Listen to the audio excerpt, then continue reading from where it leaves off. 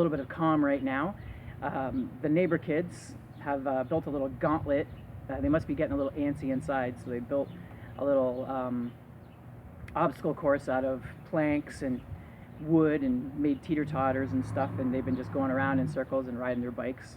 I think they've been keeping their distance from each other pretty well, but still enjoying being outside. And they must be inside eating lunch right now because it's pretty quiet. So I thought now would be a great time to work on my cigar journal, where I smoke a cigar, usually for the first time, and journal it in a video format so I can share it with you guys. So today I am smoking probably the cheapest cigar that you can get here in Canada.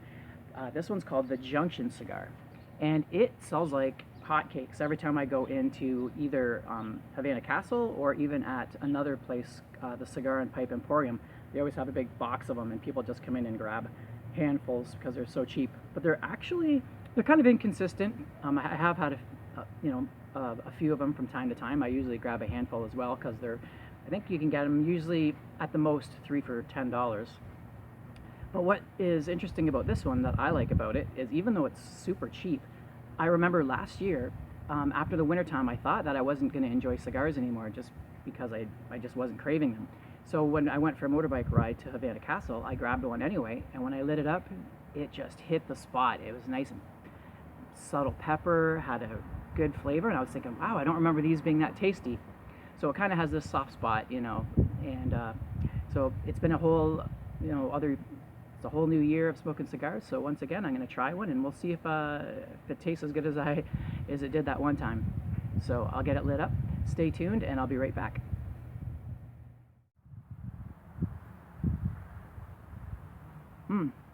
Okay, so I'm back finishing up this cigar. So far, I've really enjoyed it.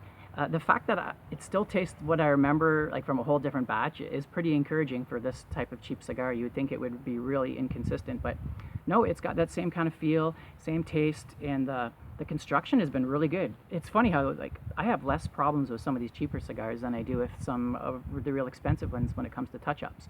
I think that's probably because they're packed a little bit looser in the way that I smoke. I smoke slow, so these just burn easier, whereas I smoke too slow for the heavier packed cigars. But anyway, the flavors I've been getting have been consistent the whole way through. There's a little bit of changes, and that's basically at the start of the cigar, you get basically a little bit of a leather and that light toast flavor with a little bit of pepper. And as you go down, the toast gets a little bit darker, not super dark at any time, but it gets a little bit darker as you smoke it down. But the pepper stays the same, just a light pepper, no zing, no heat. And the leather is just really light that whole way through, all the way down. So this would be a great spring and fall cold weather cigar, cooler weather cigar, just because it is packed a little bit light, and it is kind of as it smokes down, it gets a little bit harsh because it heats up. So I imagine in the real hot days when it's humid that this cigar would probably get a little bit harsh pretty quick. It is getting a little bit muddier as I'm getting down towards the end of the cigar.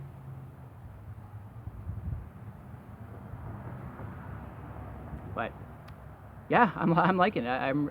I really enjoyed the cigar. It's just one of those ones where, you say that you like it and a lot of people would frown, but I don't care. I think it's a great cigar. Which reminds me, maybe I will do a video like I did with my pipe tobacco where I do cigars that I don't like, because there are some that I don't like as well. So anyway, I hope you guys enjoyed the review, and I'll see you guys on my next one. Till then, aromatics.